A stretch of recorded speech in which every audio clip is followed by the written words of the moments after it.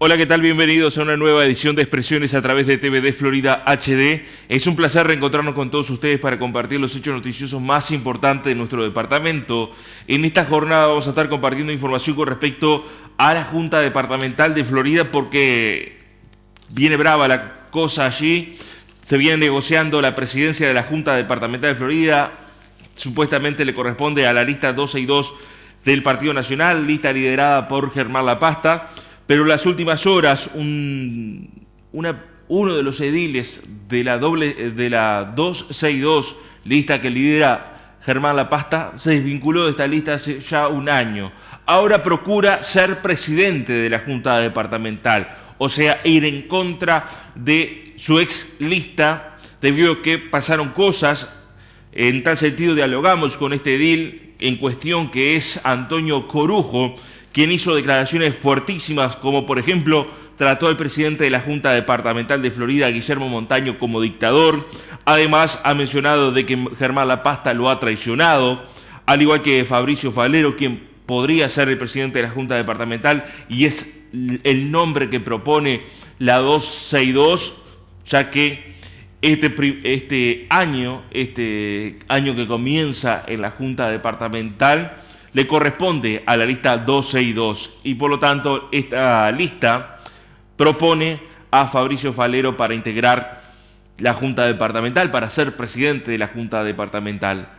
A raíz de esta iniciativa, primero hay que contar un poco más a fondo de lo que venía pasando, porque han pasado muchas cosas en la Junta Departamental con respecto a la presidencia. Primero, había una disputa entre si le tocaba a la doble 62 o si le tocaba a la 262 en esta oportunidad.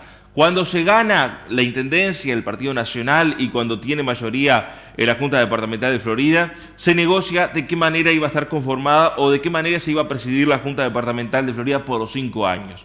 Un año le correspondía a la 262. Otro año le correspondió a Alianza Nacional, que hoy ocupa a Guillermo Montaño esa presidencia, y las restantes 3 le corresponden a la doble 62. La doble 62 ya tuvo una presidencia, le tocó a Guillermo Montaño la presidencia ahora, y la tercera presidencia le toca a la 262, según lo que se había negociado.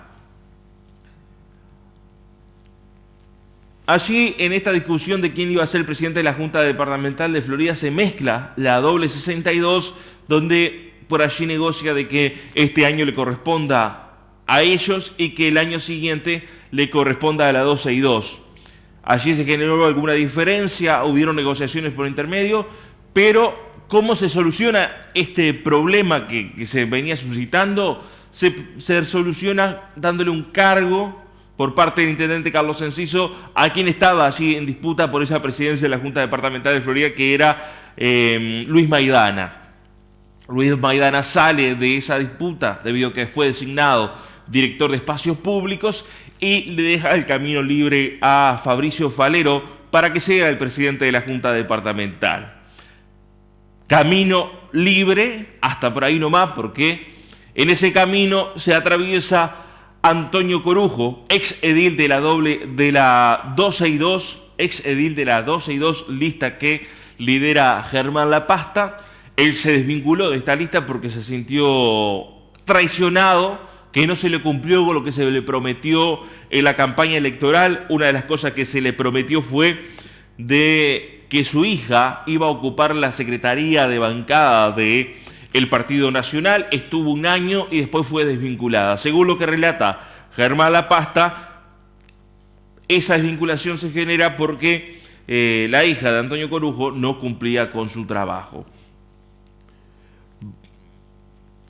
En tal sentido, Corujo hizo una exposición en una nota que nosotros lo revisamos sobre la situación, sobre lo que se generó, y allí acusa a Fabricio Falero, Arturo Echeverría y Germán La Pasta de no haberle cumplido y de haberlo traicionado. Dice que se siente dolido y además atacó al presidente de la Junta Departamental de Florida, actual presidente de la Junta Departamental de Florida, Guillermo Montaño, catalogándolo de dictador del Partido Nacional. Vamos a comenzar con esta edición de Expresiones a través de TVD Florida HD el 23. Vamos a pasar el estado y pronóstico del tiempo.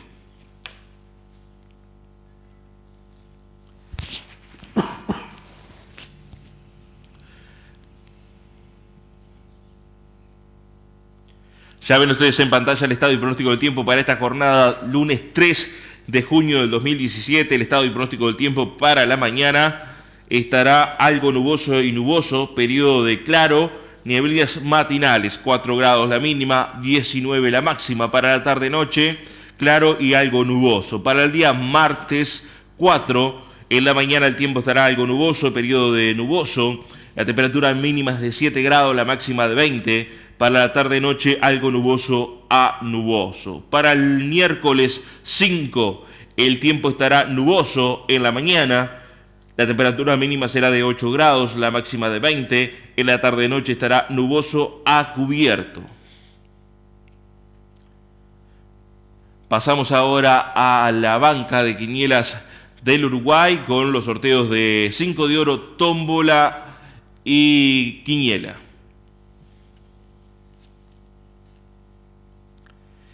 El 5 de oro que se sorteó la noche de ayer tuvo los siguientes números favorecidos: 06, 12, 22, 30, 33 y 25. El pozo de oro sorteaba 16.701.407 pesos y tuvo un acierto. El pozo de plata sorteaba 547.695 pesos y tuvo 10 aciertos. El pozo revancha, los números sorteados son los siguientes: 07, 11, 16, 33, 44. Sorteaba 15.944.385 pesos y tuvo un acierto. Por lo tanto, el pozo que tenía menos plata se repartió en más personas y los pozos que tenían mucho más plata se lo llevó una sola persona. Vamos a pasar ahora al sorteo de quiniela nocturna del día sábado 1 de julio del 2017 y los números sorteados son los siguientes: del primero al décimo, 163, 685, 213, 694, 678, 423, 812, 891, 099, 293, del décimo primero al vigésimo, 076, 669, 220, 965, 388, 652, 346, 646, 691 y 041. Pasamos a los números de la tómbola nocturna del día sábado 1 de junio del 2017. Los números sorteados son los siguientes: 12, 13, 19, 20, 23, 41, 46, 52, 63, 65, 69, 76, 78, 85, 88, 90, 91, 93, 94 y 99. Vamos a pasar ahora a la cotización de la moneda, información que nos brinda el Banco República a través de su página web.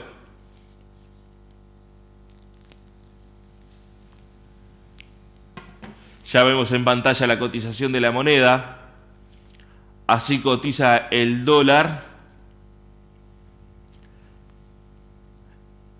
El dólar cotiza a la compra 27.95, 29.05 a la venta. El dólar euro 28.25, 28.80. El euro 31.13, 34.01. El peso argentino 1.42, 1.92. El real 8.27, 8.97, compra y venta respectivamente. Comenzamos con el desarrollo de la información. Lo decíamos en principio, esta polémica que se ha generado la Junta Departamental de Florida en las últimas horas con respecto a la presidencia de la Junta Departamental. Que en definitiva, la discusión por la presidencia de la Junta Departamental de Florida lo que hace es despertar una vieja polémica, una polémica que estaba en lo llano, en lo oscuro, en lo no era visible prácticamente esta diferencia que se había generado, esta polémica, este malestar del edil Antonio Corujo, que además ya ha anunciado de que no le dejará la banca a la 12 y 2, por eso no va a renunciar a la Junta Departamental de Florida, pero cuando termine este periodo legislativo se irá para la casa, no trabajará más en política ni para el Partido Nacional ni para otro partido. Antonio Corujo, en primera instancia, vamos a compartir sus palabras, donde se refiere a que comienza una campaña para hacerse de la presidencia de la Junta Departamental. Ha comenzado a hablar con partidos de la oposición para lograr los votos. También dice de que tiene algunos nacionalistas ya convencidos para que lo voten y que sea designado presidente del Legislativo Departamental. Además, se refiere a la traición por parte de Germán Lapasta, Germán Lapasta, Arturo Echeverría y Fabricio Falero, manifestando de que no le cumplieron y que le designaron a su hija como secretaria de la Junta Departamental de Florida, pero al año la retiraron y eso le generó dificultades familiares, como por ejemplo su hija había alquilado una casa aquí en Florida por 15.000 pesos, la cual luego de ser despedida debió hacerse cargo Antonio Corujo del pago de ese alquiler. Compartimos sus palabras. Yo estoy hablando, ya empecé desde hace unos días a hablar con algunos ediles, hablé y estamos en eso, a ver qué puede salir. Me están faltando 3 o 4 votos todavía para completar los 16 votos, pero de aquí al 14 todavía hay mucho tiempo que recorrer, ¿no? Si Maidana se presentaba, el voto mío estaba para Maidana, no me iba a presentar, pero ahora, hoy supe justamente que fue hoy que salió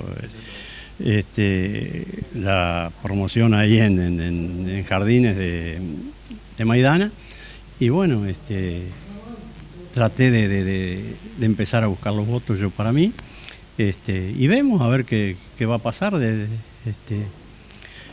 Ya por lo menos encaminado lo tengo. ¿Tiene votos nacionalistas ya convencidos? Y hay un par de ellos. Me faltan hablar con los Colorado, que no he hablado con ellos todavía. He hablado con muchos del frente, que sí, que me apoyan. ¿Hay votos de la oposición entonces? Sí. Hay. No voy a dar los nombres pero pueden ser todos, como pueden ser la mitad o como puede ser... Al menos los hay. Al menos los hay. ¿Por qué no Fabricio Falero? Fabricio Falero, si yo te tuviera que decir de Fabricio Falero, te tendría que decir muchas cosas. No solo de Fabricio Falero, sino de la pasta. Que yo fui uno de los integrantes de la pasta, de la 262, y teniendo como el señor La Pasta me prometió el cargo de secretario en la Junta, un cargo político, no era cargo rentable ni efectivo, era por los 5 años. Lástima no traje pero si un día tengo que ir a la televisión con ustedes, voy a ir y voy a llevar todo lo que a mí principalmente la chiquilina, que alquiló la casa acá en Florida. A los 3 días de haber alquilado la casa en 15.000 pesos, tuve que hacerme responsable yo de los 15.000 pesos de la chiquilina, porque no tenía dónde pagarlo, el alquiler, lo tuve que pagar yo. ¿No le cumplieron? No me cumplieron, y principalmente la pasta, el Pony y Falero. Y yo como Arturo Echeverría, sí. Yo le digo el Pony, ¿no? Sí, si le gusta bien y si no también. Esos fueron los que le prometieron de que iba a ocupar este cargo su hija. Sí, justamente. Ellos me prometieron el segundo lugar en la lista, que yo no se los voy a pedir. No le pedí tampoco el cargo ese de secretario, pero como es la lista más votada, la segunda lista más votada, siempre le corresponde a la lista más votada, le corresponde secretario, por ley. Bueno, a mí no se lo dieron, no alcanzó a 1 año.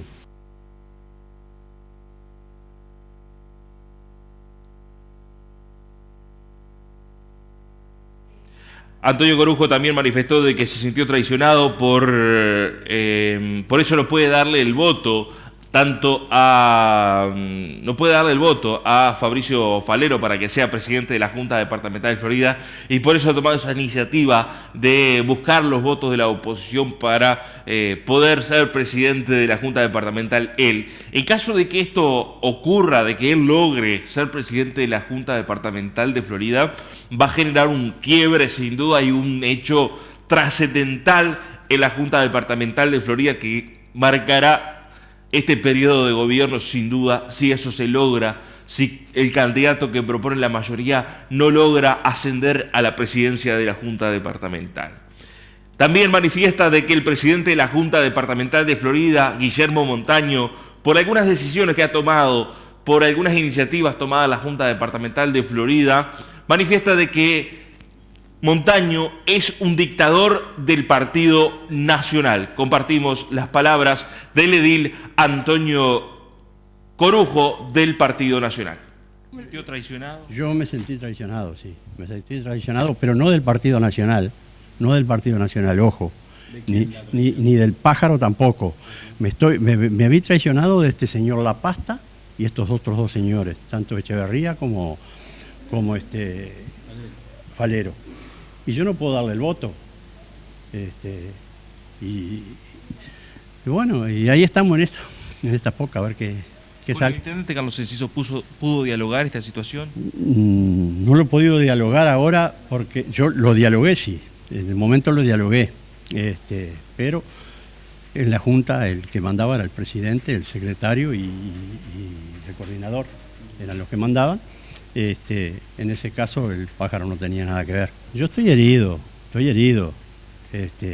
Es una herida que no se cierra. No me voy a ir del Partido Nacional, porque he sentido que ya me han dicho que yo tengo que entregar la banca. La banca es mía, porque si la banca fuera del partido, el partido no precisaba 31 edil, o 16 edil o 19 como tenemos ahora. Precisaría uno para mandar nomás. ¿Para qué queremos los 19 si la banca fuera del partido? Yo voy a votar lo que sea importante y lo que me parezca bien a mí y que sea bien para el partido, lo voy a votar.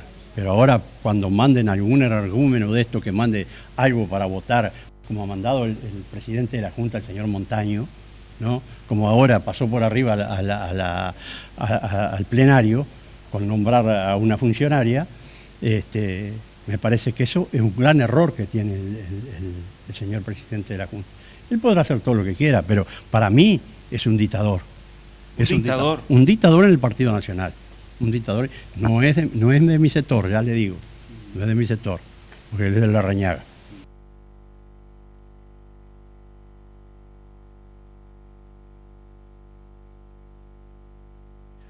El edil Antonio Corujo siguió haciendo declaraciones fuertes con respecto a la interna del Partido Nacional, manifestando de que hay integrantes del Partido Nacional que lo único que hacen es buscar el acomodo propio. Seguimos compartiendo las palabras del edil Antonio Corujo del Partido Nacional. Usted no se va a ir del Partido Nacional, eso está confirmado. No, eso queda claro, porque ya han habido muchos comentarios que me iba con Vega, que me iba con Novi, que me iba con este. A mí el que me trajo al Partido Nacional, porque yo era del Partido Colorado, hasta el año 96, el que me trajo a mí fue el Cacho Brescia, que se lo debo agradecer al Cacho Brescia, porque el Cacho Brescia era una gran persona. Pero ahora veo que hay mucha gente acá que lo único que busca es el acomodo y arreglarse ellos, y a los demás no les importa nada. Así que yo estoy muy dolido, sí, ¿cómo no voy a estar muy dolido? Yo trabajé en mi pueblo, trabajé para el Partido Nacional, trabajé para muchos de que están en las direcciones, y resulta que ahora me pagan con eso. Por eso me voy a proponer para la Junta Departamental. Bueno, si gano, y si pierdo, no voy a perder nada tampoco. Porque empezando que yo no preciso ni absolutamente nada de la política, porque voy a terminar solamente esto, voy a terminar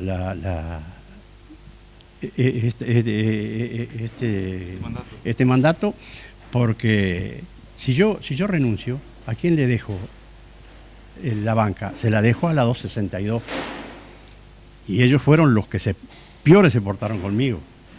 Así que yo renunciar a la banca no voy a renunciar. Hasta el final del mandato. Después sí, ya no voy a seguir más en la política porque en realidad yo no necesito tampoco de la política. ¿Se retira de la política? Me retiro.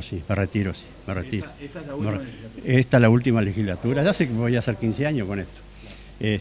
Y es la última legislatura que voy a estar y probablemente después, bueno, votaré al Partido Nacional, no votaré o votaré al Lema, no sé lo que voy a hacer. Pero trabajar no, porque yo voy a trabajar para después ustedes conocen los pueblos como son, que los que representamos somos nosotros, los más visibles somos los que estamos ahí. Bueno, y yo no puedo ir a pedirle el voto a la gente le puedo ir a pedir el voto, a comprometer el voto de la gente para que nombren a un director que no lo voy a nombrar, pero no sirve ni para él mismo. No sirve ni para él mismo. Germán La Pasta le respondió a el edil Antonio Corujo sobre estas declaraciones, sobre ese cargo en discusión, la ocupación que tenía su hija en la Junta Departamental de Florida. Manifiesta de por qué la sacaron, manifiesta La Pasta además de que se le cumplió a Antonio Corujo y que su hija fue la que no cumplió con el trabajo recomendado. Antonio Corujo ya hace más de un año que no integra más nuestra lista, la 262, y en realidad la lista no le mintió a él, ni le falló a él, ni a su hija.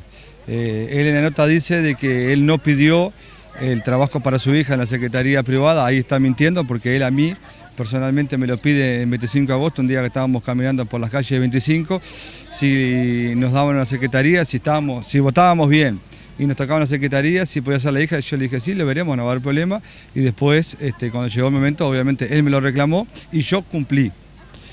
La hija fue secretaria de bancada de nuestro partido, pero lamentablemente no estaba cumpliendo las expectativas que nosotros teníamos, se le advirtió personalmente yo en más de una oportunidad. Le dije, por favor, ponete a trabajar, hay ciertas cosas que no puede seguir haciendo, que ella seguía haciendo, bueno, se los dije 3 o 4 veces, y yo a ustedes les pregunto, si ustedes ahora no estarían en el Prado cubriendo lo que es el Batelón, si ustedes mañana le dicen, sus responsables le dicen, anda a cubrir tal cosa y no vas, y si te lo dicen 3 o 4 veces, ¿ustedes seguirían trabajando o capaz que le piden que hagas de un paso acostado? Y bueno, lamentablemente yo le dije, no quiero hacer esto, así que por favor trabajá, cumplí con lo que tenés que hacer. No es nada del otro mundo, trabajo de secretaría de bancada, pero bueno, ella no lo hacía. Tuve reclamo de los ediles de mi lista y también de ediles de fuera de mi lista, del Partido Nacional obviamente.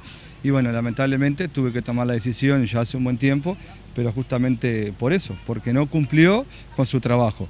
Eso no quiere decir que yo no haya cumplido con ellos, porque yo sí le di la posibilidad que ella fuera secretaria de bancada aproximadamente un año, y bueno, pero eso no quiere decir de que yo la ponga como secretaria de bancada por la 262 y eso le dé la pauta a ella, la tranquilidad de no trabajar. Fue por eso que se decidió ya hace mucho tiempo, un año más o menos, de que bueno, que lamentablemente la tuvimos que sacar y pusimos otra compañera de la lista como es Laura Pardiña, ¿verdad?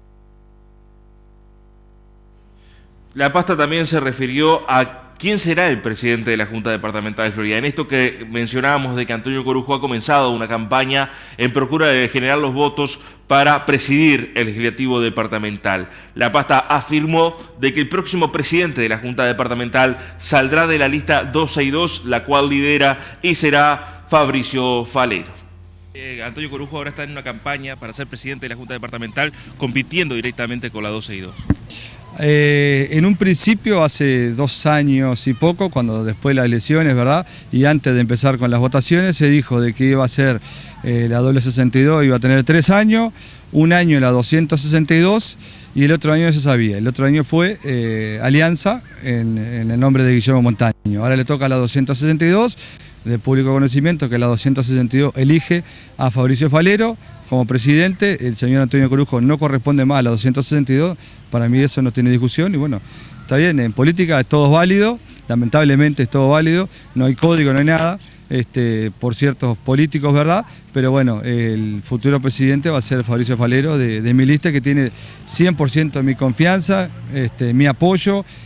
Fabricio es una persona que ha defendido a nuestra lista y a nuestro partido, nunca ha tenido en tela de juicio algo de que el partido haya presentado a la Junta, él siempre ha acompañado todo, siempre ha votado todo, cosa que otros de él del partido no. ¿Ya está confirmado que va a ser Fabricio el presidente?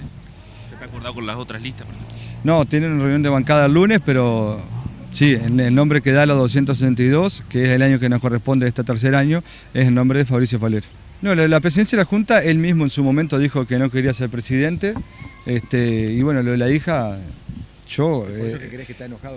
Sí, es por eso, él así mismo ya estaba amenazando en retirarse de nuestra lista antes de esto, nos amenazaba permanentemente, a veces no quería votar ciertas cosas, de que mismo hasta la lista mismo proponía votar, y bueno, yo lo siento mucho, pero digo, yo cuando les dije que sí y yo cumplí al ella estar como secretaria de bancada, pero eso no significaba de ir a hacer la plancha a la Junta. Y bueno, no se crean de que es una cosa que a mí me gustó hacer en su momento, ni es una cosa que esté tranquila, pero bueno, lamentablemente yo tengo que defender a la gente que realmente trabaja, por eso es una lista nueva y queremos justamente cambiar lo que es la política, que el ciudadano común se dé cuenta de que realmente hay gente nueva con ganas de cambiar la visión de los políticos en nuestro país, ¿verdad? Él habla de energúmenos dentro del Partido Nacional, también dictadores, al presidente actual de la Junta lo ha tratado de dictador. ¿Cómo toman estos conceptos?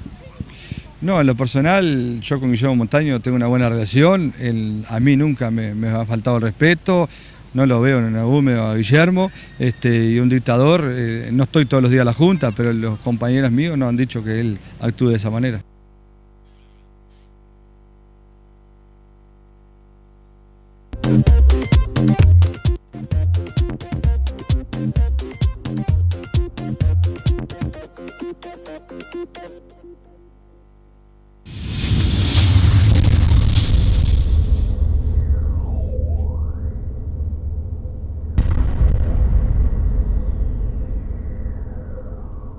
TVD Florida. El nuevo canal.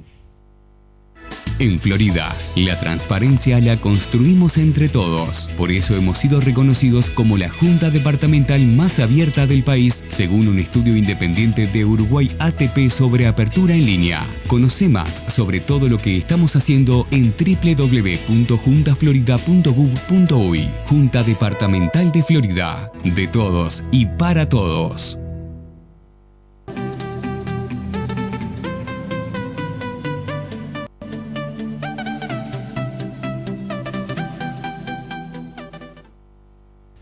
Vos sabés que la industria del purasangre de carrera genera 8.000 empleos directos y 8.000 indirectos. Y además hay 50.000 personas ligadas de una u otra manera a esta actividad. Y además es la industria que brinda más oportunidades a los ciudadanos más humildes de nuestro país.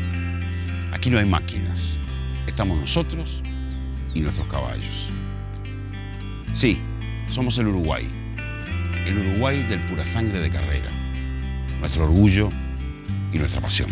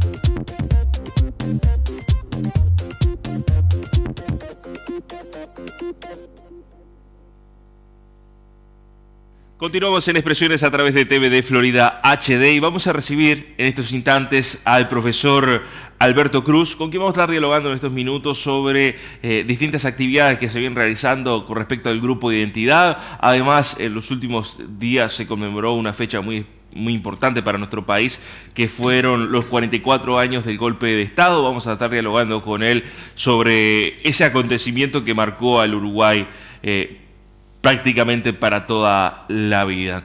Bienvenido, profesor. Bienvenido, muchas gracias por Profesor, esta invitación. profesor, En realidad no supe bien nunca a qué venía. lo Esa estuvimos es la verdad. buscando lo previo, después tuvimos un diálogo ya para dialogar sobre las distintas actividades que viene realizando el Grupo de Identidad, que sabemos que trabaja mucho por la cultura, por rescatar esas vivencias del pasado también, en un grupo que se ha conformado, que ha ido trabajando y que día a día se afianza más. ¿Cómo viene trabajando el grupo? Bueno, el grupo se ha constituido con 10 personas o 12 10 personas. de distinta formación, de distinta edad, de distintos partidos políticos. Es un grupo muy bien integrado de integrarse realmente, muy unido. El otro día fuimos a Sarandí Grande a sesionar allá, porque tenemos una compañera de allá y vamos a tener otra, y fuimos 8. Los demás no podían ir por trabajo, por salud. 8 personas. Quiere decir que hay un interés muy grande en el grupo. Y ha sido un respaldo para todos nosotros participar del grupo. ¿Qué hace el Grupo de Identidad para explicarle a la gente? Bueno, el grupo de identidad, como ya te dije, está integrado por personas diferentes. Sí. Por supuesto, somos todos diferentes. Y en general, todos han hecho publicaciones sobre algún aspecto de Florida, de historia o de geografía de Florida. No literatura, cuentos, poemas, no. Entonces, ese es un poco el motivo por el cual participan del grupo. Entonces, cada uno elige el tema que quiere para publicar en el futuro, el que se le ocurra. Y el grupo lo respalda, incluso aportan datos, aporta información, se intercambian libros, revistas. Por ejemplo, los últimos 3 trabajos que salieron, uno es el de Fernando Ochoteco, que publicó un trabajo sobre la batalla del Pintado Viejo, una batalla que ganan los orientales a la segunda invasión portuguesa en 1817, que se desarrolló acá en el Pintado, donde era Villavieja. Y realmente lo desconocíamos. Yo, profesor del liceo toda la vida, lo desconocía. El otro trabajo fue un trabajo corto del doctor José Monti sobre un tema que nadie ha hecho un trabajo así, me parece, historia del hipódromo. Con motivo de la reinauguración, sacó un trabajo con fotos del 900 y poco, muchas fotos. Un lindo trabajito, financiado por la Intendencia en este caso.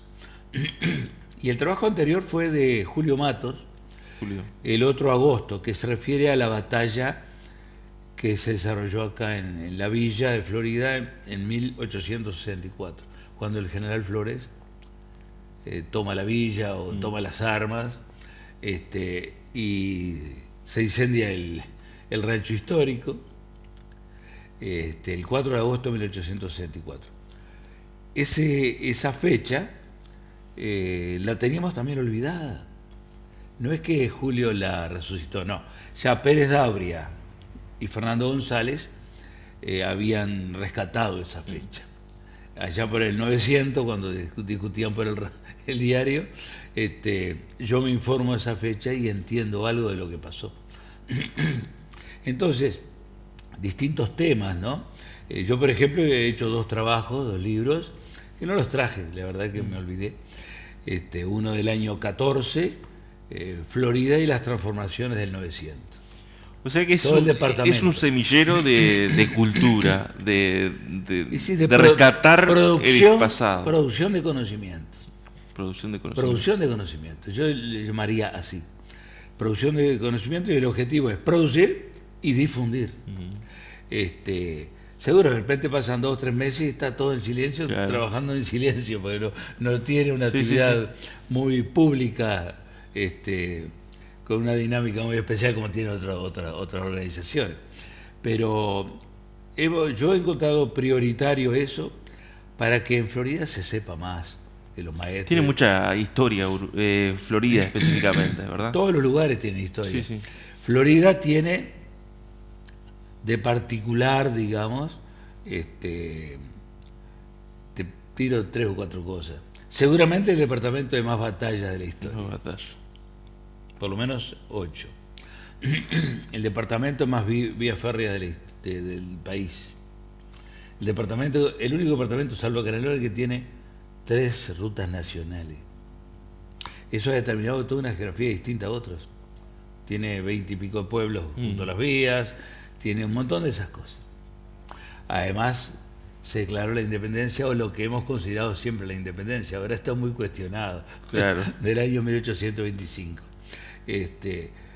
Y bueno, la Piedra Alta, la iglesia, el predio histórico, campamento de Artigas, la estancia de la Calera de los jesuitas.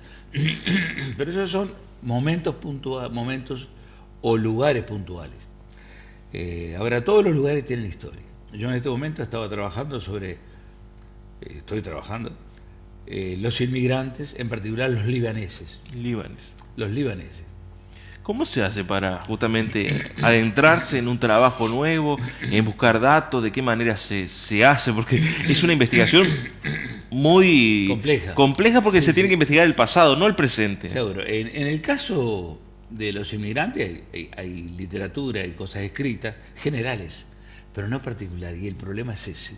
Nosotros, como nos interesa Florida, tenemos que adecuarlo o acomodarlo a Florida. Y no todo lo que pasó en el país Claro. o en Montevideo sirve Tiene para Florida. relación. Por ejemplo, los inmigrantes, la inmigración brasileña. En Florida tuvo más importancia de la que se cree, porque a veces creemos que los brasileños vinieron a Artigas, Rivera y Cerro Largo. No. Al centro del país vinieron. Los portugueses. Pero Montevideo no tiene casi inmigración brasileña. No tiene. Entonces, si nosotros seguimos los libros generales, ese no funciona. Ese no funciona. Y ¿Y cómo se hace para justamente determinar de que los libros generales no son así y se da con otros datos? En el caso nuestro, ese es el tema mío, digamos, Sí. tengo que mirar los censos. Los censos. Los censos.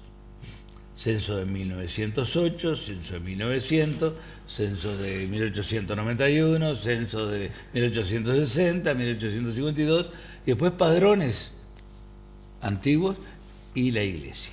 Y la iglesia. La iglesia debe ser clave para todas esas Pero hay que investigaciones. tener un tiempo fenomenal para aprovechar todos los conocimientos que brinda las actas de bautismos, casamientos, defunciones. ¿Y hay una apertura de la iglesia de dar esos datos? Yo hice el primer libro que se llamaba Raíces de la Población, de 1750 a 1835, en base fundamentalmente a los datos de la iglesia. Te voy a dar este dato para que te impacte. Y está el arcón ahí, ¿eh? El arcón. Sí. Encontré entre 1794 y 1820 45 casamientos con paraguayos. Con paraguayos. Un paraguayo masculino con criollas orientales. Mientras tanto, en el mismo periodo, encontré 25 casamientos con españoles. Por lo menos un español. Con 27 españoles, ¿verdad? Quiere decir que se casaron más paraguayos que españoles en el mismo lapso acá, ahí en la catedral o en el Pintado. ¿Qué datos? Y eso a mí me abrió la cabeza. Yo había leído en 2 oportunidades que el aporte americano en esa época fue extraordinario y lo comprobé.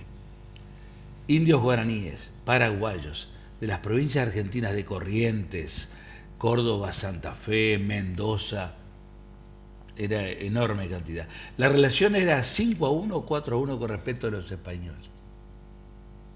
Y eso pasó en 1772. No, cambia no. Cambia lo que no nos dijeron en la escuela del liceo.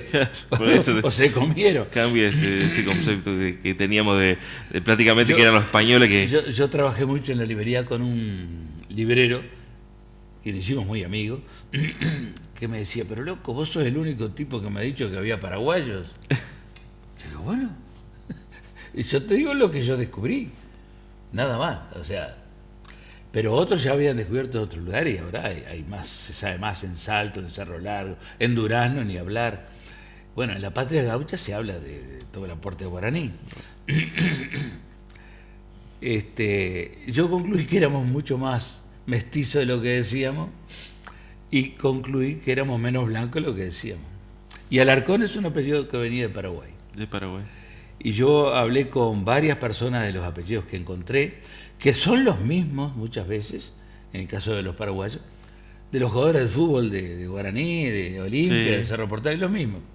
Esteche, Ramírez, Santa Cruz, Benítez, y había Alarcón.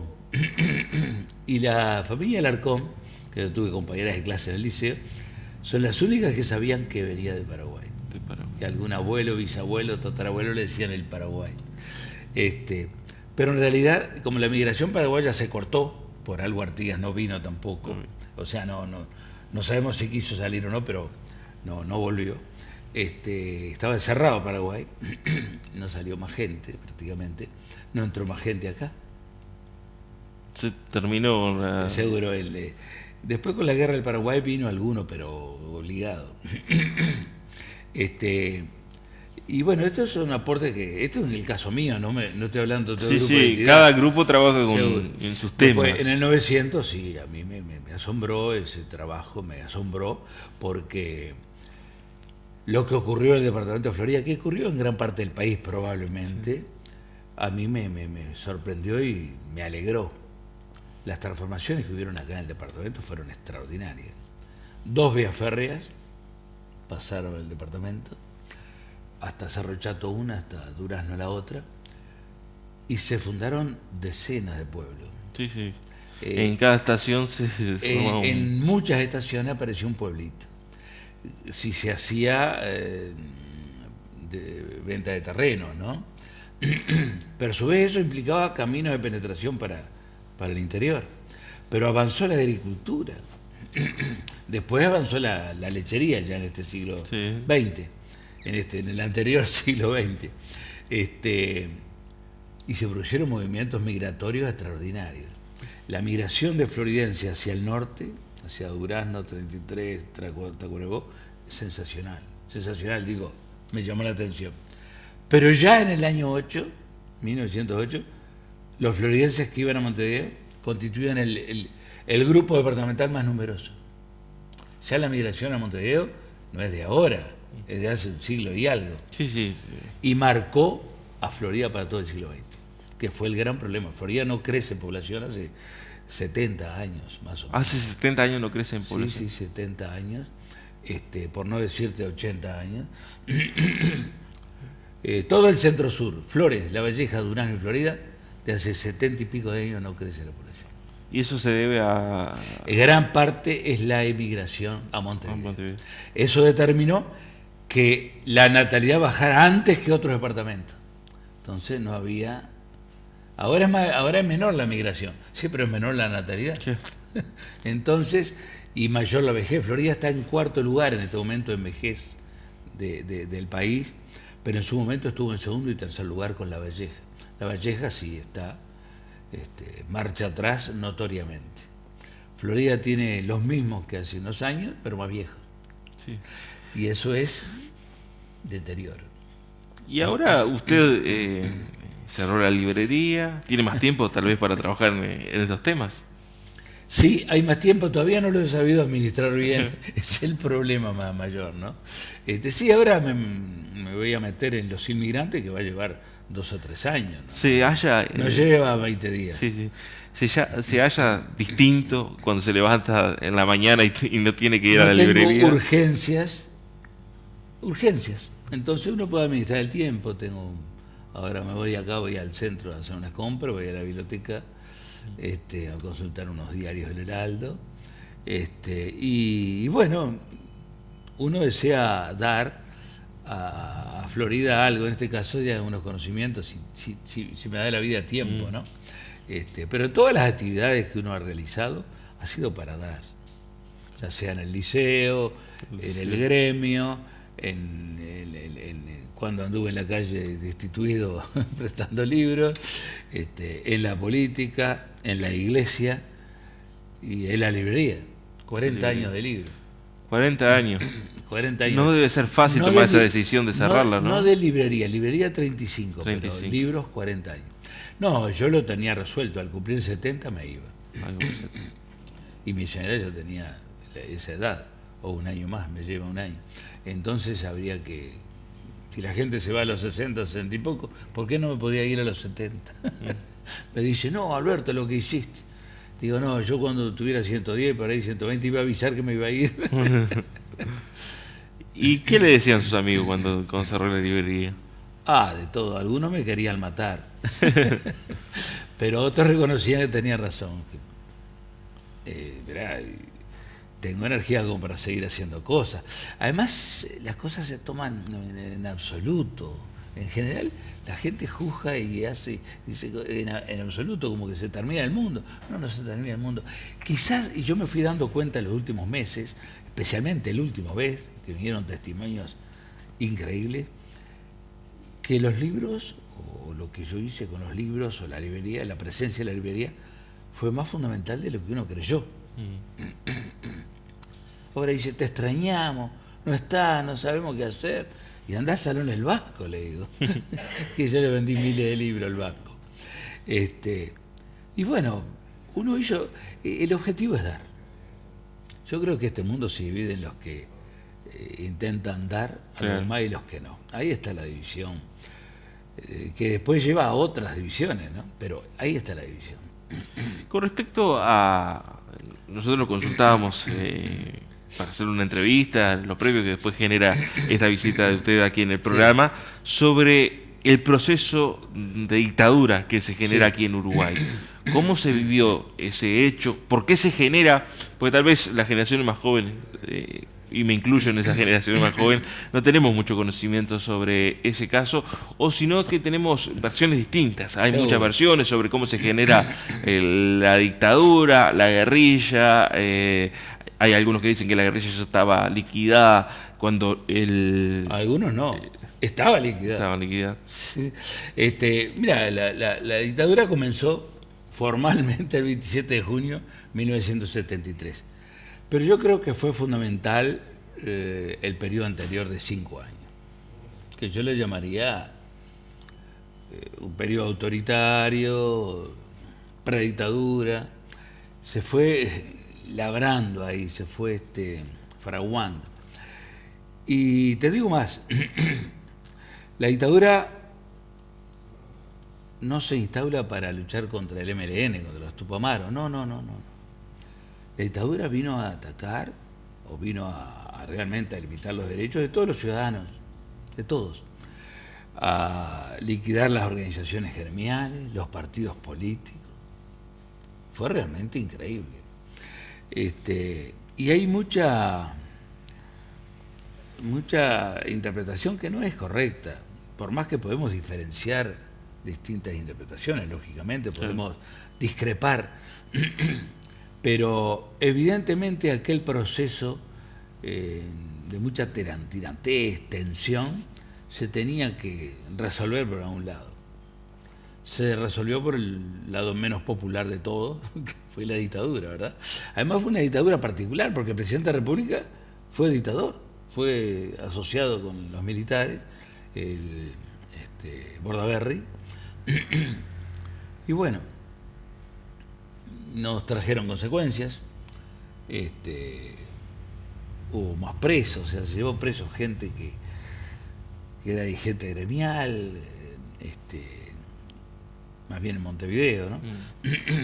A mí, en el caso particular, me destituyeron de la enseñanza. Y bueno, le pasó a 3.000 y pico de personas la destitución de la docencia en este país. Se cortaron las libertades, la prensa, todo se limitó, y no es fácil hacer que la explicación para que otra persona entienda. Te voy a decir más. Una de las cosas más difíciles de entender, de explicar, es el miedo en la dictadura. Y te voy a hacer esta anécdota porque vale la pena. En el año 2000, yo estaba en la librería frente a donde estaba últimamente. En la librería por los números pares, en el 802 de Independencia. Y una muchacha me vino a entrevistar del liceo sobre la dictadura.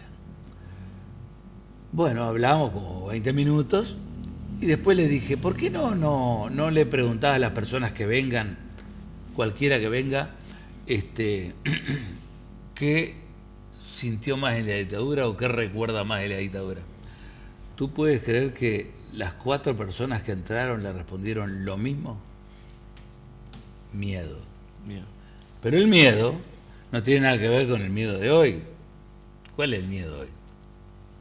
Que está oscuro, que Sí, la inseguridad. A ver, la inseguridad, por favor. Aquello era miedo. Bien. Y el miedo no se puede explicar. Si no lo vivís. ¿Tú puedes creer que en la librería, yo sé, en 15 o 20 minutos entraron 4 personas? Y al entrar ya se le dijo, perdón, ¿qué es lo que más recuerda de la dictadura? Y las 4 personas contestaron la misma palabra, miedo. Miedo. Y eso no es chiste. Yo después de eso llegué a la conclusión de que lo más difícil de explicar es el miedo. Los muchachos de hoy no tienen la menor idea lo que era el miedo. Y eso es lo que a mí personalmente me ha costado hasta con mis propios hijos, ¿no? El miedo. ¿Y tú en lo personal cómo lo viviste ese miedo? No, yo no viví miedo. ¿No? No era miedoso, además estaba en el interior, estaba más. Mi señora sí tenía miedo que pasara algo. Yo fui detenido en Sarandí una vez que estaba prestando libros, me trajeron acá, y estuve 8 horas encerrado. Después me sacó un comisario amigo, digamos. En el tamo de mi padre una vez lo allanaron, pero no pasó nada. De allá, a 40 kilómetros de acá, ¿no? En medio del campo. Pero no viví situaciones muy riesgosas, ¿no? No viví. No quiere decir que no hubiera cierto temor, sabía dónde estaba. Te voy a decir más. En el plebiscito del 80, que siempre se habla que fue la puerta de entrada para la democracia,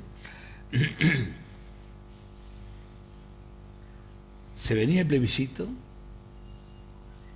y uno conversaba mano a mano con una persona, ¿no? Pero no hablaba, no había un acto político, no había un acto público, digamos. Nadie decía nada.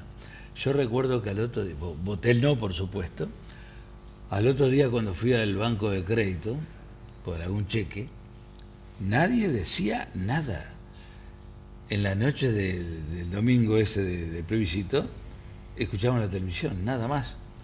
Me acuerdo que mi festejo fue hacerle una guiñada a un empleado del banco.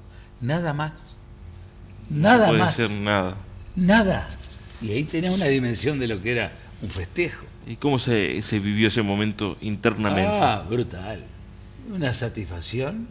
Nunca una dictadura le había ganado, el pueblo le había ganado a la dictadura a través del voto. Sí, porque ahí jugaba el miedo, en el mundo, el uso de los medios de comunicación. Seguro, en el mundo. Pero hubo 1 o 2 debates, no recuerdo, que permitió la dictadura entre 1 o 2 militares y 1 o 2 políticos, que fue Tarigo y Ponce Echeverri, uno colorado y otro blanco. Y ese debate fue decisivo, me parece a mí, para volcar parte de la gente a votar por el no. Y ese debate que se fue transmitido por televisión. ¿Cómo se realizó? Los defensores de la democracia en ese momento, los que defendían la democracia en ese debate, fueron claros, concisos, Seguro. Sabían lo que defendían. Seguro, pero además los militares también decían que defendían la democracia, ojo. Nosotros no tenemos idea del manejo De la de los información. términos, seguro, de los términos. Era la solución para los militares, era la solución para el pueblo uruguayo aprobar esa constitución. Y bueno, pero se pialaron un par de artículos, eran nítidos para estar en contra. Por ejemplo, ellos nombraban el candidato, una cosa que no podía ser. Y bueno, y después llegamos hasta acá. Y el tema de la primera elección, donde allí Wilson no pudo participar, ¿cómo se vivió ese acto eleccionario? Fue una salida. El Pacto de Club Naval, decís tú, fue una salida que podés discrepar o no. Yo personalmente formaba parte de un grupo dentro del Frente Amplio, en el cual no estaba de acuerdo con esa salida, pero Era una salida. era una salida. No estaba de acuerdo en cuanto a que se podía haber exigido más a los militares, más libertad, porque no era Wilson y Sereñi, eran decenas y decenas de políticos que no podían estar en ninguna lista. Sí. Y bueno, fue una salida, vos podés discrepar aquí y allá, pero... E incluso en esos manejes a alto nivel hay cosas que no te enteras nunca. Sí, Como sí. ahora también algunas cosas Y no hay sabes cosas bien. que quedaron en Seguro. esas paredes. Seguro, a veces hay una opinión, un proyecto, algo, y discrepas, pero no sabes todo lo que condució a eso. No te das cuenta, ¿no? Porque aquí es muy fácil ahora en el presupuesto, recién te cuenta. Sí, ponemos tal impuesto y hacemos más aporte para acá, sí, pero no es fácil. ¿Entendés? No es tan fácil. Sí, sí. ¿Entendés? El tema de... Por un lado te dicen no puedes poner más impuestos, por otro lado te piden más. Claro, Entonces, es un tiro y afloje. es muy difícil. Las negociaciones son complejas y me Seguro. imagino esos momentos. Además, los que deciden no ven este punto, ven 100 cosas. ¿Qué derrotó a la dictadura? Bueno, a partir del plebiscito del 80, Porque además permitir el plebiscito ya era un avance muy importante. seguro, ¿Por qué lo permitió? pero estaban seguros que iba a ganar. Estaban seguros. Estaban seguros. No hay, bueno, podés permitir una cosa si Claro. no estás seguro que iba a ganar. Estaban seguros que iba a ganar los militares y perdieron. Ahí fue la sorpresa, ¿entendés? Fue impactante. Después vino las elecciones internas de los partidos políticos, que fueron de los Partido Nacional, Partido Colorado y la Unión Cívica. El Frente Amplio no le permitieron hacer participar en elecciones internas. Eso sí, algún sector, por mandato de Sereñi, que estaba en la cárcel, votamos, me tocó a mí, votar en blanco, y vieron 80 y pico mil votantes en blanco, como testimonio que se estaba en contra con ese procedimiento. Después ya la salida se venía. Sí, sí. Hubo un acto gigantesco en el Obelisco, lo habrás visto en la foto alguna vez o habrás oído, gigantesco, de 300 o 400 mil personas de todos los partidos, y después no hubo más remedio que ir aflojando la piola. ¿Y cómo? Incluso había una crisis, la crisis del 82. Exactamente, eso te iba a preguntar. ¿Cómo se Ayuda. financiaba la dictadura? Porque hoy vemos que cuando, por ejemplo, hay algunos gobiernos que tienen vicios dictatoriales, se les cierra las fronteras, se les cierran los préstamos. Bueno, prácticamente lo que pasó con Cuba, también Venezuela ahora, Almagro solicita de que salga de distintos organismos internacionales, debido a que allí, según él, se vive un régimen dictatorial. ¿En la dictadura tenía una apertura hacia el mundo? El país seguía funcionando. Algún país nos compraría más, otros comprarían menos. No te puedo analizar detalladamente. O sea, no Pero, hubo una sanción mirá, internacional. Uruguay le vendía carne a Rusia, o sea, a la URSS. Con eso te digo todo. Sí. En el caso de Cuba, dijeras tú que los Estados Unidos tienen un cerco económico hace 50 y pico de años, no tiene nombre, eso no tiene vergüenza. Estados Unidos comercia con China y no con Cuba. Razona un poquito y te das cuenta que es algo increíble. Y pienso que se financia como el país sigue funcionando. Vos podés coincidir o discrepar con las medidas, pero plata había para funcionar. Y el tema del gobierno en sí, los actos de gobierno, las actuaciones de gobierno, ya sea la camionería, las obras, en materia de obra, en materia salarial, en materia... se generaban hechos importantes para la ciudadanía en general, como que le dé eso de que presentándose un plebiscito podían ganar. ¿Habían hecho algo o simplemente el temor? No se hablaba de las obras, no se hablaba, simplemente se ejercía el gobierno, no había opinión, no había manifestación, libertad de expresión. ¿Quién iba a opinar sobre los caminos o sobre...? No había. Capaz que algunos empresarios, que había gente a favor de la dictadura, por supuesto. Siempre tenés unos más acomodados, otros menos, pero no había una expresión popular. Toda la expresión gremial estaba ligada. Vos, si querías integrar una comisión fomento de una escuela, tenía que pasar tu nombre por el cuartel, a ver si te autorizaban, y eso... Es difícil, imaginas, por lo menos yo que no lo vivía eso, vivir la vida sin la política, sin la discusión, sin el debate. Aquí, además los uruguayos, en lo previo, el fútbol y la política, somos todos políticos, somos todos los futbolistas. Los uruguayos estamos acostumbrados a la libertad, a la expresión, ¿entendés? A dialogar, porque en el fondo... Y yo creo que se dialoga mucho más de lo que decimos, que no hay diálogo. En Uruguay, y la discusión... Por favor, se dialoga mucho más, incluso a nivel parlamentario, en las comisiones. El otro día leía y dice, sí, nos llevamos mucho más de acuerdo en las comisiones de lo que aparenta en la prensa. Porque la prensa, ¿qué busca la guerra mediática. No es así. No es así. El Uruguay, afortunadamente, tiene una capacidad de diálogo mayor de la que decimos nosotros mismos los uruguayos. Es mi opinión.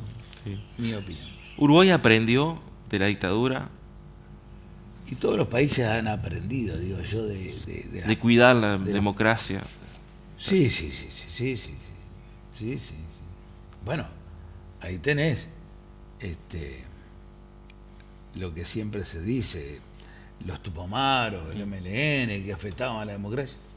Llegó el presidente de la República con integrante del MLN. Se dice de que...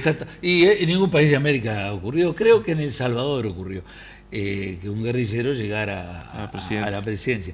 Pero eso demuestra una actitud democrática y libre muy importante. Sí, algunos hablan de que justamente la guerrilla quería ascender al poder a través de las armas, que luego después de la dictadura cambia su mentalidad y accede al poder, sí, pero mediante una elección.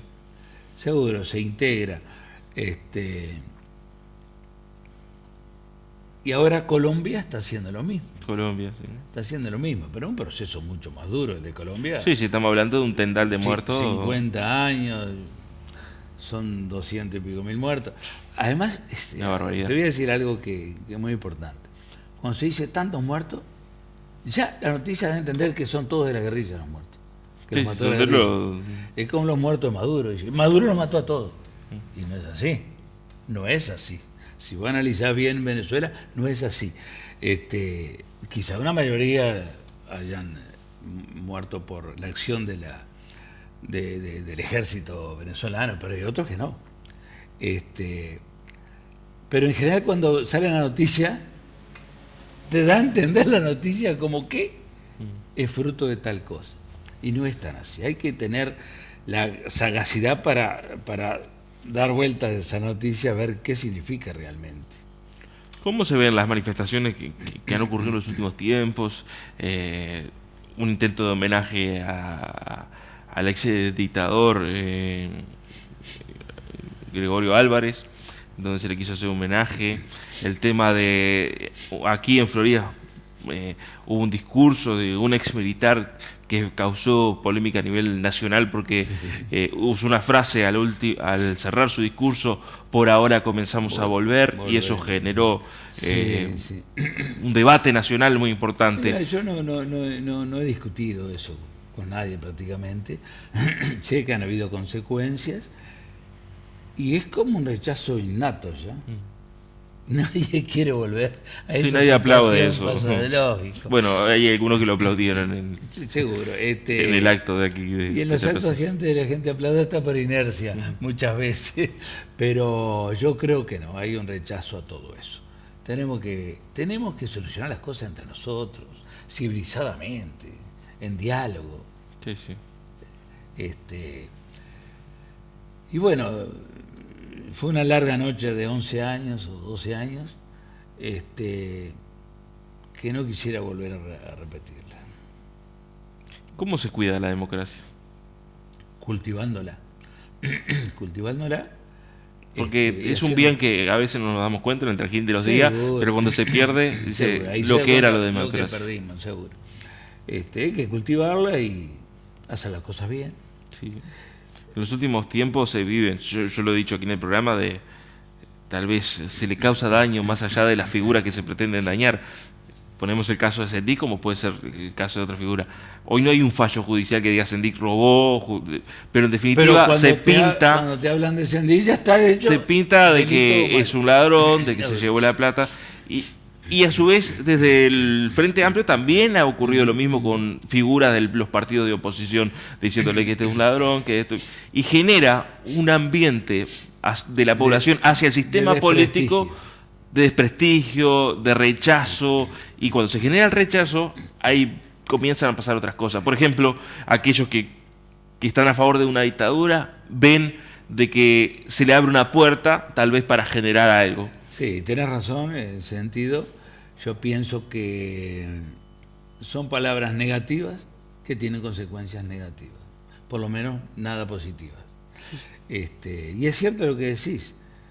Sendik ha estado en el candelero últimamente, no voy a decir nada nuevo, pero cuando se habla de Sendik ya se está hablando de la corrupción o del delito. Sí, sí, de un ladrón, básicamente. Y sin embargo, ni siquiera el famoso título, que para mí fue una macana enorme, enorme, se declaró como un delito, una falla grave. El juez dijo que no tuvo consecuencia.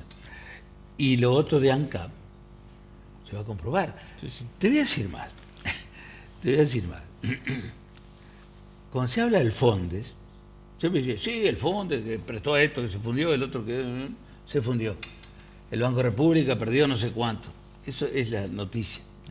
El otro día leo, hace 4 días, capaz que tú leíste también, 2 empresas van a concurso, que es concordato, fundición, llamarle lo que quieran. Una debía $3 millones y la otra $30 millones. Al banco. Debía. Tenía de garantía 5.000 hectáreas. ¿Qué valen? $15 millones. Y al banco, ¿alguien se preocupó de eso? ¿Cómo era privado? Nadie. Sí, pero el banco no es privado. Sí, pero como la inversión es... Pero y era un empresario. Cómo es la información. Y a mí me llamó la atención, porque que se funda una empresa que tiene 3.000 hectáreas...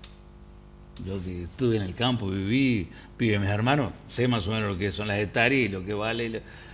Digo, no puede ser. Y es el Banco República el que pierde si no cobra. Y parte no la va a cobrar, porque va a ir a remate, algo sacará, pero parte. Y eso es el banco. ¿Vos tenés que algún político se preocupó de esa empresa? No. Y se preocupan del fondo. ¿Por qué? Porque en el fondo son trabajadores que intentan mejorar una empresa o tomar una empresa para poder vivir y no perder trabajo, y le fue mal. Yo en la librería tuve negocios mecanismos que salieron bien y otros que no salieron bien. Es decir, y todo lo dicen en un sentido de falta y de corrupción. Y no es así. Sí, yo creo que más allá de las figuras, sea Sendik, las cosas mal a propósito. Sí. Yo creo que más allá de las figuras, sea Sendik, sea Lacalle Pou, o sea un dirigente del Partido Colorado, del Partido Independiente, cual sea la figura, creo que cuando uno condena públicamente a una persona está sobrepasando a otro poder del Estado, que es el Poder Judicial. Que está el malo del Poder Judicial. Y no quiero decir que todo lo del Poder Judicial sea sagrado. Sí, sí, pero hay una división clara. Pero es quien decide. Y acá siempre, en Uruguay, por lo menos siempre se respetó lo que decía la justicia. Fíjate el caso Sanabria. Tenía no sé cuántas cosas, que las hizo no sé qué manera, pero tenía. Que tenía cambio, que tenía campo, que tenía de todo un poco. Hasta empresa de ómnibus. Y se fundió, se cerró, se fue. Está preso ahora. Creo. Volvió, menos mal que volvió. Pero fueron millonadas, millones de pesos, de dólares. Ahora, a veces es injusto porque que una persona haga una cosa mal desprestigia todo el sistema político. Porque lo usan. Porque es noticia y es rentable. Sí. Desde el punto de vista de los que escuchan. Sí, además tratan de que, por ejemplo, si la figura es de X partido, bueno, los de ese X partido son todos iguales a esa persona. Y eso está mal. No, eso no es correcto, no es así. No es así. No es así. Yo al menos lo considero que no es objetivo eso. Ahora, no sé por qué llegamos a este punto. No, por el cuidado de la democracia, justamente. Bueno, y creo que hay que cuidarla. A mí me parece que todo este mecanismo este modo de vida acelerado, que no hay tiempo para nada, que no hay tiempo para esto, ni para lo otro, ni para estar en la familia, esta tecnología de los celulares, este mundo el cual yo, veterano, no me adapto bien. Esto está conduciendo a la indiferencia por las preocupaciones sociales. Sí, indiferencia. En parte y en parte, porque en las redes sociales se discute mucho sobre... Sí, a veces se pasan de tono, ¿no? A veces los que manejan eso, no todos manejan eso. A veces se van de tema y empiezan ya con agravios y entre otros. Yo sé que ocurre eso, pero no sé cuántos se dedican a eso. Sí. Y si son muchos, yo qué sé, son muchos. La verdad que no lo sé. Es un nuevo mecanismo de comunicación. Estoy un poco afuera todavía de intercambio. Eso. Quizás estoy envejecido.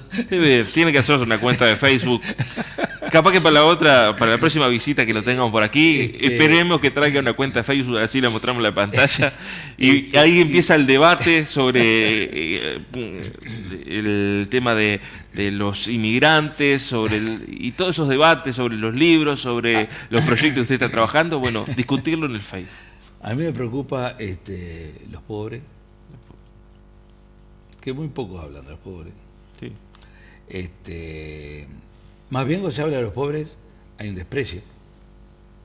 Yo recuerdo cuando hace 7, 8 años que se inventó el plan de emergencia y se daban 1.200 pesos cada uno, la gente se enojaba porque compraba un celular. El celular era entonces la clase media y la alta, pero no de los pobres. Eso es poco cariño a los pobres. Poco cariño en el fondo es y todos no lo merecen. Y todos los que están en el poder tratan de ocultar a la pobreza. No tiene una visibilidad. Decían no lo merecen. Yo creo que en el fondo no lo merecen. Hay que ver acá en Florida cuántos decíamos eso. La cabeza es de clase media. Y de clase media es media atolondrada a veces. Para mí es media atolondrada. Perdóname la expresión, media... Se nos entrevenan las cartas. Claro. ¿Entendés? Sí. Se nos entrevenan las cartas. Hay mucho para hablar. Hay mucho para hablar. Pero cuando digo los pobres me refiero a que algunos hablan, sí, pero no. Es como cuando dice vamos a arreglar la educación. Yo que estuve en la educación 30 y pico de años, dice, la educación. Sí, se arregla. Vos preguntale a algún político que bueno, ¿cuáles son las medidas claves para la educación? ¿Vos tenés que eso son medidas? Es un problema de proceso y de largo tiempo. Sí, es un proceso que se da. Pero por favor, te lo dicen tan simplemente como diciendo voy a fumar afuera o no. Como que una cuestión de Sí, sí. Apretá un Sobre botón. todo pasa por Pero, buscar favor, experiencias internacionales por que sirvan, favor, ¿no? Por favor, ahora vinieron otros de Finlandia. Porque Uruguay, Fíjate que empiezan los cuando 7 tuvo años. los niveles de educación que tuvo en su Sí, momento, pero fueron... iba el 20% de la población Sí, al sí, liceo. eso es claro, favor, pero por favor. en las escuelas aprendía lo que era el mundo, por ejemplo. favor. Hoy en la escuela no sabe lo que es Bueno, dónde queda España, Seguro, ni pero en esa Brasil, ni época Argentina. Iba el 20 o 30% al liceo. ¿Era un modelo de qué? ¿Y el del resto? ¿No llegaba, llegaba a sexto de escuela? Sí llegaba. De concepto de escuela sabían tal vez lo que sabe uno de cuarto de liceo no sé hoy. si es comparable todo, ¿no? En este momento estamos preocupados hicimos todo, cumplimos con la escuela, quisimos cumplir con el ciclo básico. No hemos cumplido con el ciclo básico, ya quisimos cumplir con los 6 años del liceo. Entonces siempre tenemos déficit. Siempre tenemos déficit. Sí, sí, ¿Por yo qué? creo que Porque es abrir la aspira- cabeza al mundo y aspiración- ver lo que sirve en el Sin mundo. embargo, estudiantes universitarios hay el doble. 100 y pico mil estudiantes universitarios. El doble que hace unos Sí, pocos sí, sí. años, no hace tanto. Liceos hay, en Florida hay 13 liceos públicos, en Florida.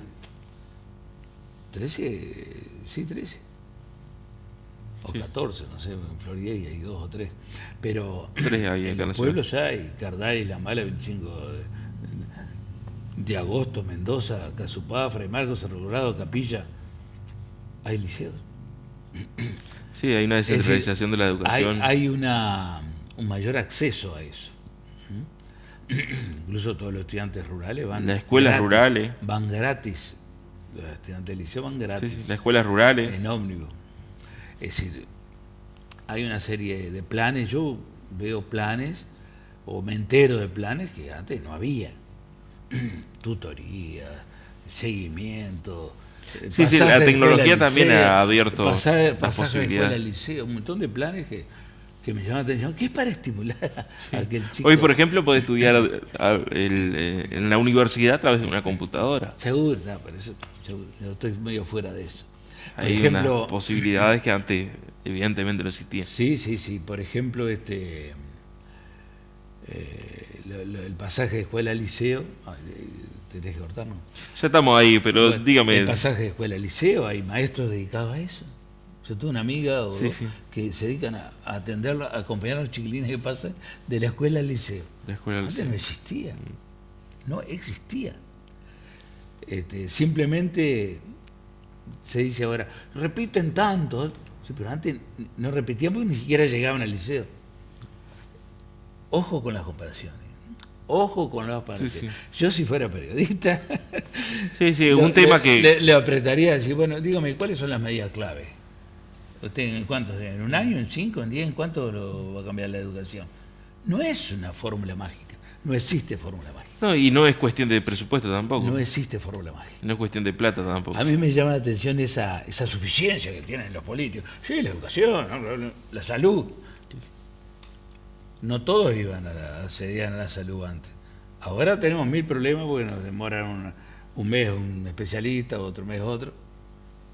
Hay 2,5 millones en el FONASA. No es ideal tampoco, pero son avances sociales. Alberto, ahora que tiene más tiempo, ¿cómo ve la política? ¿Tiene pensado adentrarse de mayor medida a la política departamental? No, Por lo menos, tal vez ser candidato a algo. No, nada. Ahora que tiene tiempo, 70 años, capaz que dice, bueno, capaz que... No. Yo estuve en la mesa política, en la presidencia, ¿no? Fui candidato una vez. Capaz que ahora con tiempo ahora hay candidato de con nuevo. esta edad, está Álvaro además. ¿Apoya a Álvaro como candidato a intendente usted, por ejemplo?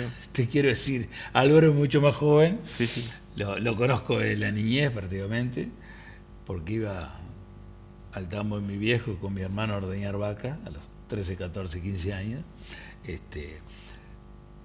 Hay edad para todo. Decía Mujica, la biología me da o no me da. Sí, pero hoy lo manejan como posible candidato para las próximas elecciones, así que... Es un caso aparte. Pero yo creo que no. No. Además Más bien me alejé para dedicarme a otras cosas que tenía pendiente. Le agradezco mucho por su visita Gracias a y ti. ha sido un placer, como siempre, hablar con usted de todos estos temas. De muchos temas puedo hablar. Sí, nos quedan muchos y seguramente tendremos una visita en el futuro para seguir hablando y hablando de otros temas muy importantes, enriqueciéndonos de conocimiento que tienen mucho ustedes para aportarnos a nosotros que somos más De jóvenes. Florida, sí. Bueno, gracias a ti entonces. Muchas gracias. Nosotros nos despedimos de esta edición de Expresiones a través de TVD Florida HD. Gracias por su compañía. Nos volvemos a encontrar en la próxima jornada para seguir compartiendo más información. Bueno, yo la verdad que no sabía que venía. ¿Eh?